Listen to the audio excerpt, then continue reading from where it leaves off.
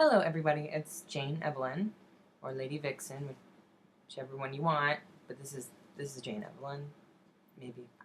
Well, anyway, today I want to talk about kind of my next little hurdle, the little hoop that should be jumped through, and another little rough point for me personally. And that is when I have to get blood work. It's not really the act of getting blood work that I don't like. It's the history I have with blood. I'm not a vampire, but hear me out. So, wow, it's been, well, since 2004, I had a bone marrow transplant. I was fresh out of high school, and you know, since I was 16, I was diagnosed with chronic leukemia, myelogenous leukemia, sorry. And they found a donor for me and everything else, and it just so happened that right after I graduated from high school is when I was to have a bone marrow transplant. You know, I had that. Everything was fairly okay, fairly smoothly compared to many other people. And, you know, then I got dropped off my dad's insurance. And I didn't know of any health plans, you know, I didn't know of anything, and my parents didn't really help me out with that one. So it had been a while for me to get blood, and every time I would have to get my blood done and to make sure that I didn't have something, which after a bone marrow transplant from an unrelated donor, it's a very small chance. And I'm not saying that like right after my transplant that I like dropped off my dad's insurance. It was like a year or two after that, so I was well out of the woods. But it is good to have, you know, your blood work done every 6 months, and I know this. And I wish life dictated the idealistic life. They don't always match up.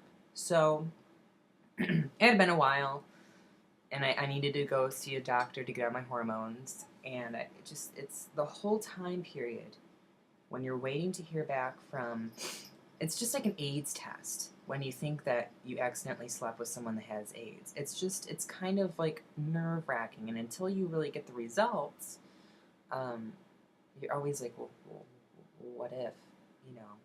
So anyway, I got, you know, my test done, and it was fine, and they put me on Spurno, and I came to see him a few other times after that.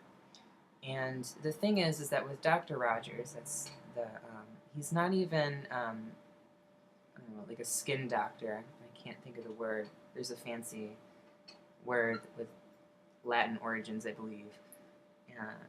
And it's just early, and I can't think too well.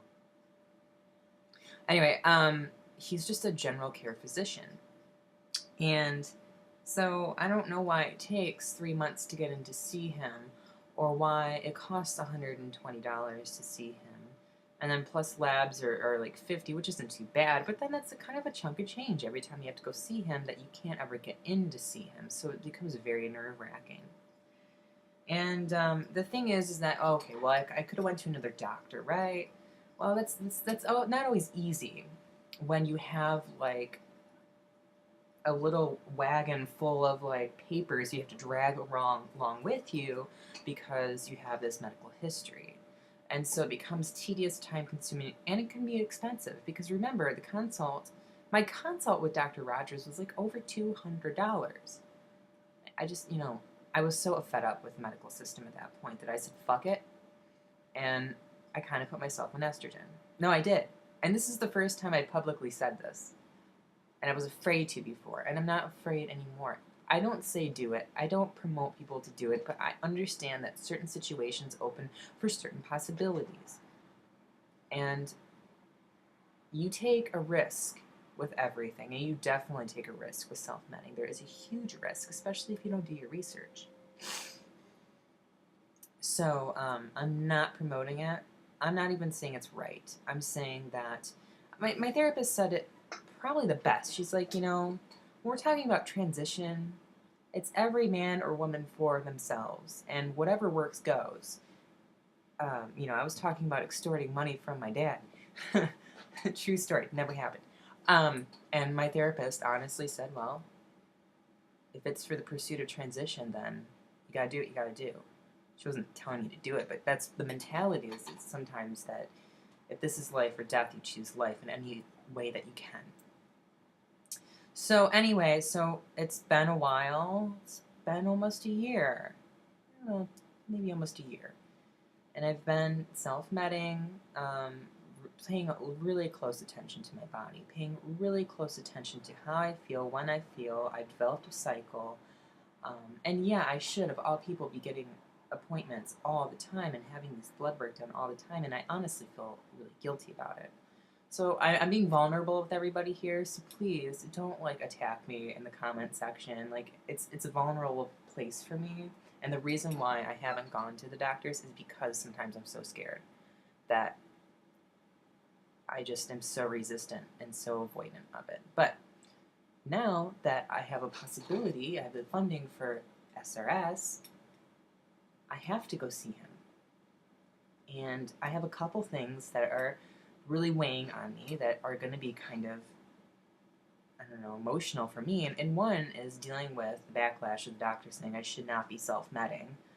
And that's going to be kind of hard to go through because I don't like, being in confrontations. And doctors could be really confront you. I'm not looking forward to that, even though they'll probably need that. And secondly, then I'm just dealing with the whole, like, well, what if? I found a couple bruises on my leg, and I've been feeling a little sleepy lately, and I think I'm just a little anemic. I have a tendency to kind of go towards that way, and I probably just need some iron. But I automatically am a hypochondriac and freak out. Like, oh my god, it's back, Because one of the symptoms of leukemia is chronic bruising. Now, this is not chronic bruising. I had like 3 bruises, little bruises. And it's because I've probably been working out, and I've been using, like, banging into stuff and being stupid with, I've been at the gym using the leg things and all this other stuff, so. But it's a concern. It's a concern. I have like 3 bruises on my leg. Oh my god, what, so it's a concern, and it weighs on my mind a little bit. But I need to go see him. And I'm just really hoping everything's okay and he gives me the green light through everything, even self-netting. I hope he understands. I hope he, of all people, understands that while in the pursuit of transition, sometimes you got to make decisions that aren't to everyone else's ethical standards. But you got to do what you got to do. And I hope that he gives me a clean bill of health, and I hope my body is healthy, and I feel healthy. But I'm just still in limbo with that. Now, once that, let's just say theoretically and probably, everything's going to be fine. My blood work comes back great. Sigh of relief. I think I'll be okay to go to the next hurdle, which is seeing my therapist really isn't a hurdle, but having the consult with Dr. McGinn. And here's like the next little, I have the funding. I am on board to get this done now, but let's just face it, it takes a while sometimes to get in for an appointment. And I don't know what her schedule is like. Maybe she had, who knows, maybe she had somebody, because I have my consult on the 24th of May, maybe she had somebody back out and I can like get an appointment in June. But I don't know, that's might be a little, I just don't want to wait 8-9 months to get my surgery. I may, if that is the case, I'm probably going to look for other people. Because I don't want to wait. And I know people are like, well, what, 6 months is nothing. Well, 6 months is a lot to me when I know I have the opportunity. 6 months is a lot. So these are just the different things that are rolling through my mind, and probably many people before surgery is making sure everything's okay. But here's one thing that I've really adapted to myself, and it's not just a thought or theory, it's what I really am believing now. One is the power of attraction. And I cannot please, people that are like, well, no, there's nothing else out there. We're the only ones here. There's power of attraction. That's stupid. We have no control over these things. We do to a certain degree. I had a daily mantra, and I really believed in it, that I would have surgery in May of 2011. Not knowing that certain people were going to, and I didn't tell anyone about this. And I kept planting seeds, by the way, but I can't really go into who's funding it, but I kept planting the seeds. Kept going to these people and saying, yeah, this is my surgery, this is what I'm doing, and it's really expensive. And I kept doing that over a long period of time just to educate. And I think I was planting the seeds for this to occur. And then I just said, hey, 2011, May, I'm going to have my surgery, my sexual reassignment surgery, to be really specific. It's going to go wonderful. It's going to be awesome, these things. And bam, I have the funding. And it's feasible that I could have it in May. I have a consult in May, but it doesn't matter if it's in May or not. It's this year, hopefully. So, transition can be really tedious, and transition can get you down and make you feel powerless, and that's the oppression of the world. And I think for someone to really be an individualist and really stand on their own 2 feet and to really live, it's to live while you know that you have autonomy, that you create your life, and you really do. Don't let transition, don't let gender dysphoria own you. It's yours, you own it. Don't blame it on that, that's you. Go from there and get to the point of empowerment. Life doesn't have to be, a series of corridors that lead to just, madness and heartache. Life can be good, no matter what predicament or situation you're in. You really do have the power of just even thinking, making bad things into good in your own mind. You can't change your outer world, but you can change your mind. You can't change your body, but you can change your mind. If you watch Star Galactica, I'm quoting Sama, and I love that. I love that. It's really true. We are so adaptive, and we are so fluid